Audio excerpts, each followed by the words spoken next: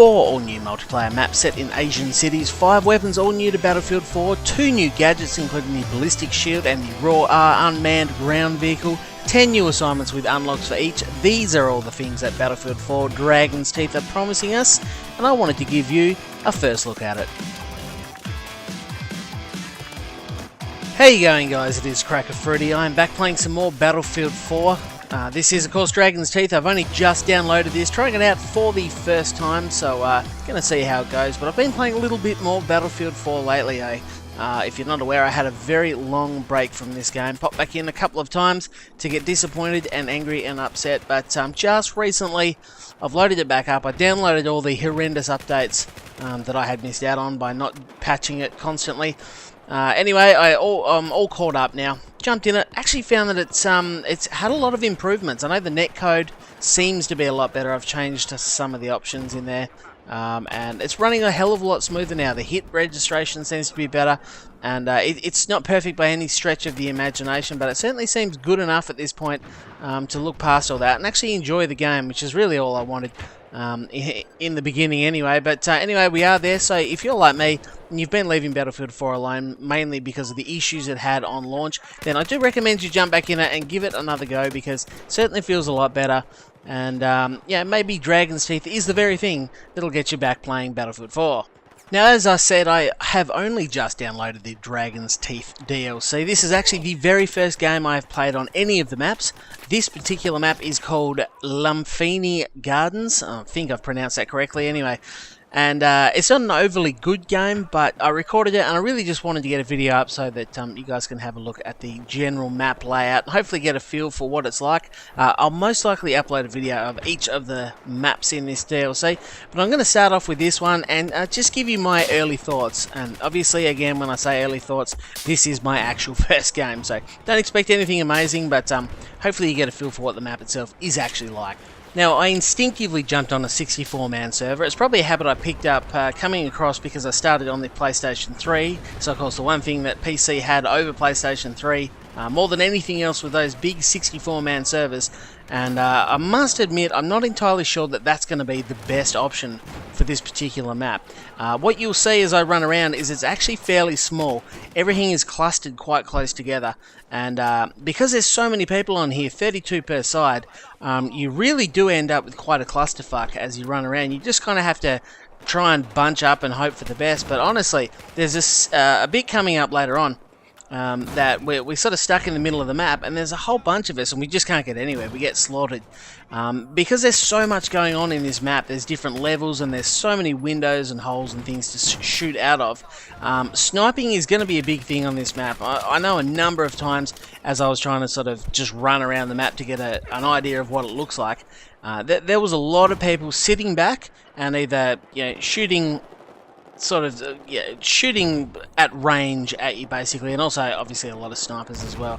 So I think you're going to have sort of your two main groups. You're going to have the group of people running around the middle of the map, and I think you're going to have a lot of snipers and people with the longer range rifles sitting over on the edges of the map, aiming in, because as I say, there's just so many opportunities to get in good advantageous positions on different levels to shoot down. So yeah, I'm not entirely sure. I'm looking forward to playing this map again on a smaller server with less people in it, as I just think it's going to flow a little bit better. But I'm interested to know what you guys think. Obviously if you're watching this video because you don't have access to it yet, then you'll have to wait and see.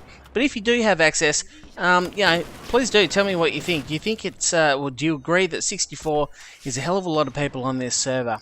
Yeah, I guess it depends. A lot of people seem to like lots of people on small maps, and if you do, then this is definitely going to be your thing. Anyway, I'm digressing away from what I'm actually trying to talk about here, which is this map.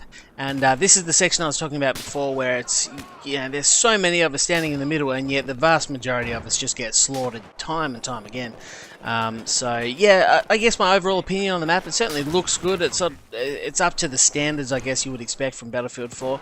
I'm looking forward to unlocking some of the weapons as we go on, but this is a very, very busy map, and it's a small map, so I'm not sure. This is going to have its fan and it's going to have its haters. There's going to be a lot of people who prefer the large open style maps that are a little bit more simple in terms of the actual objects that are lying around the place, the layout of the map. This is going to be the opposite of that. It's fairly small, very, very clustered, lots and lots of objects in the middle. So I guess if you're a close quarters type of guy, it's going to be your thing. Obviously, you've noticed there's no vehicles here. Now, you are going to have to fact check me here because, again, first game, all the rest. But I'm tipping there's no vehicles here, so you know, this could be Captain Obvious. Someone might be like, well, yeah, duh, this is sort of Battlefield 4's version of the Close Quarters DLC. I don't know what the case is. But anyway, I'm discovering it as I go, so feel free to fill me in. But the one thing I've been doing with Battlefield 4 is trying to stay away from the hype, trying to stay away from all the things you hear and read. So I've just been avoiding it, and I want to play this as it is. I don't want to have any preconceived notions sort of going into it.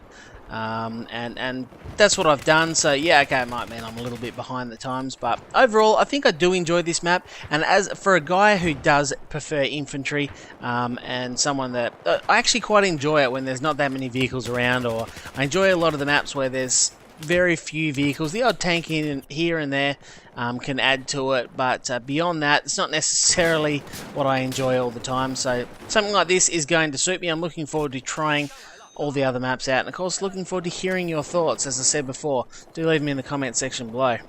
So just to wrap this video up, if you're hoping that this video would answer your question as to whether or not you should purchase this if you don't have premium, then, you know, I'm going to say hold out. Remember to hit subscribe, obviously. I'm going to be putting the other maps up, and once I've played them all and I've actually spent a couple of hours in these maps and in this DLC, then I'll let you know if I think it's worth it or not. But certainly for this map, I'm thinking this is very close quarters, infantry based, so if that's not your thing, then obviously not.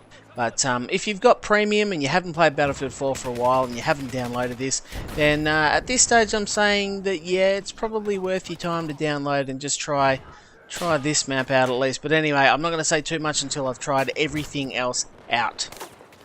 Well, that is the end of this video. Hopefully you have enjoyed it and you've got a good look at this first map on my channel. Remember to hit subscribe to see all the upcoming videos. And of course, give this video a like. It lets me know you've enjoyed it. Thanks for watching, guys, and I'll talk to you next time.